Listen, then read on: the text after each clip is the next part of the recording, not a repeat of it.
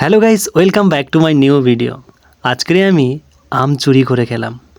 আর আম চুরি করে খাওয়ার মজাটা কিন্তু আলাদাই। আমরা সবাই কিন্তু ছোটোবেলায় এই স্মৃতিগুলো ফেলে এসেছি। হ্যাঁ, আজকে আমি আম চুরি করে খেলাম। আর কার কাছে চুরি করলাম যেন? শুনলে হয়তো একটু অবাক হবে, হয়তো হাসবে কথাটা শোনার পর। হ্যাঁ, আমার নিজের কাছে আমি আম চুরি করে খেলাম। নিশ্চয়ই কথাটা শোনার পর তোমাদের হাসি পেল। আমি জানি হাসি পাবে, কারণ নিজের কাছে নিজে চুরি করে খাচ্ছি, এটা একটা আলাদা বিষয় না? হ্যাঁ, এটাই ভালো লাগে। কোনো কিছু জিনিস চুরি করে খাওয়ার মজাটাই আলাদা, সেটা নিজের হোক বা পরের। আচ্ছা, এটা কিন্তু আমের সিজন চলছে। কারা কারা এখনও কাঁচা আম মাখা খাওনি কমেন্টে জানিয়ে যেও।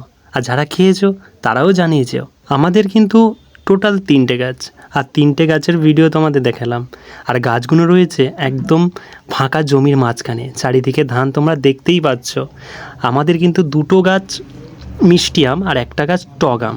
আর সেই টক আম গাছের গোড়ায় বসে মিষ্টি আমটা ছাড়িয়ে একটু মেখে খাওয়ার পরিকল্পনা করছি। আমার কথা বলতে বলতে এতক্ষণে তো আমার আমটা ছাড়ানো কমপ্লিট হয়ে গেছে। এবার শুধু সময় আমটা কেটে মশলাটা ছড়িয়ে গালের মধ্যে দিয়ে স্বাদ নেওয়ার। আর হ্যাঁ, ভিডিওর মধ্যে একটা কথা বলে রাখি, আমার চ্যানেলটা কিন্তু সম্পূর্ণ একদম নতুন। এখনও যারা যারা আমার চ্যানেলটাকে ফলো করোনি, অবশ্যই ফলো করে নাও। ভিডিওর মধ্যে একটা ছোট্ট করে টিপস দিয়ে রাখি, যারা কাঁচা আম মেখে খাওয়ার পরিকল্পনা করছো বা এখনও খাওনি, অবশ্যই কিন্তু জলজিরা একটা দোকান থেকে নিয়ে রাখবে। কারণ কাঁচা আম মাখায় জলজিরা না দিলে কাঁচা আম মাখাটা অসম্পূর্ণ থেকে যায়। তাই একটা জলজিরা কিন্তু অবশ্যই সঙ্গে নিয়ে রাখবে। তো চলো, এবার খাওয়ার মূল সময় চলে এসেছে। অল্প করে জলজিরা নিয়ে একদম সোজাসুজি মুখে দিয়ে দিতে হবে আর স্বাদটাকে উপভোগ করতে হবে।